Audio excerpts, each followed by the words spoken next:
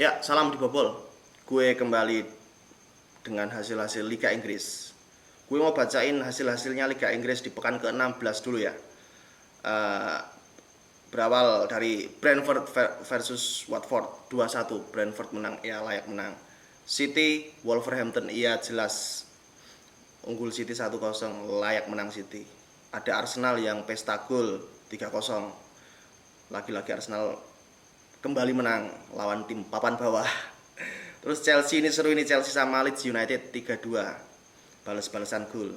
Terus ada Liverpool versus Aston Villa yang dikomandoi Steven Gerrard yang kembali ke Anfield. Dimenangkan Liverpool ya, udah ketebak. Terus ada Norwich City versus Man United. MU bisa memetik 3 poin. Brighton sama Tottenham ditunda ya pertandingannya karena kasus ada COVID di beberapa pemain dan stafnya Tottenham itu ada kena COVID cukup banyak, jadi ditunda. Terus ini yang pertandingan yang membosankan, Burnley West Ham 0-0. Sekarang jadi cuma selisih satu poin ini MU sama West Ham. Leicester pesta gol lawan uh, tim kaya baru Newcastle yang masih kacrut setelah diakuisisi sama Arab Saudi. Terus Crystal Palace yang menang sama Everton. Everton yang kemarin baru menang sama Arsenal dibantai sama Crystal Palace. Ya. Ini yang menarik, fakta yang menarik dari matchday ke-16 kemarin adalah tim-tim besar itu kompak meraih kemenangan, gol penentu, dan dapat hadiah tendangan penalti. City melawan 10 orang pemainnya Wolves menguasai seluruh jalannya pertandingan, cuman hanya dapat 1 gol dan itu pun dari penalti. Melawan 10 orang loh. Terus ada Chelsea sama Leeds United yang bahkan ini ada 3 penalti, 2 untuk Chelsea dan 1 untuk Leeds United. Terus ada Liverpool sama Aston Villa yang juga cuma 1-0. Liverpool juga gol penentunya dapat hadiah penalti.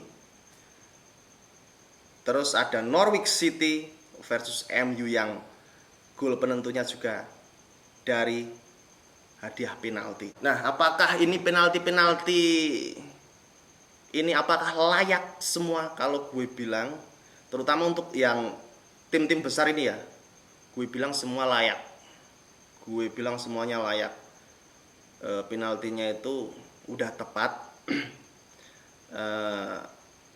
Cuman ya beberapa ini kan kayak Chelsea itu sebenarnya kayak pada tolol itu back-backnya yang penaltinya itu seharusnya kan nggak perlu itu kecerobohan Alonso, kecerobohan pemain belakang Leeds United itu ketololan pemain belakang yang seharusnya nggak harus penalti seharusnya, dan itu layak penalti. Kayak Liverpool Aston Villa ini Mohamed Salah dapat penalti ini ya kecerobohan dari pemain belakang juga. Nah yang paling, kalau gue bilang ini yang paling ceroboh ini ya Norwich City sama MU ini. Itu Ronaldo di smackdown sama siapa itu lupa gue, sama backnya Norwich City itu, pemainnya Norwich City. Ya jelas penalti lah, orang dibanting kayak gitu, di smack kayak gitu ya. Dan itu padahal kalau Ronaldo nggak diapa-apain itu malah nggak gol itu. Kalau dilepas saja malah nggak gol itu ya. Dan ini Norwich City ini kan juru kunci loh ini. Ini juru kunci. Dia itu 15 menit terakhir MU itu diobok-obok sama Norwich City. Ini MU seperti kembali ke setelan waktu masih dipegang Ole. Nggak ada itu rasa gegenpressnya, itu nggak ada. Press nggak ada. Pemain-pemain itu terlalu jauh jaraknya itu. Kembali, dan banyak yang nggak perform. Sancho, Rashford itu bagus, Bruno itu juga nggak bagus-bagus amat, McTominay ya nggak jelas juga. Ini beruntung David De Gea itu lagi top perform, jadi lagi on fire, lagi kembali dia bermain brilian, kembali bekerja keras. Kalau De Gea nggak lagi bagus itu udah nggak tahu, mungkin MU bisa kalah itu.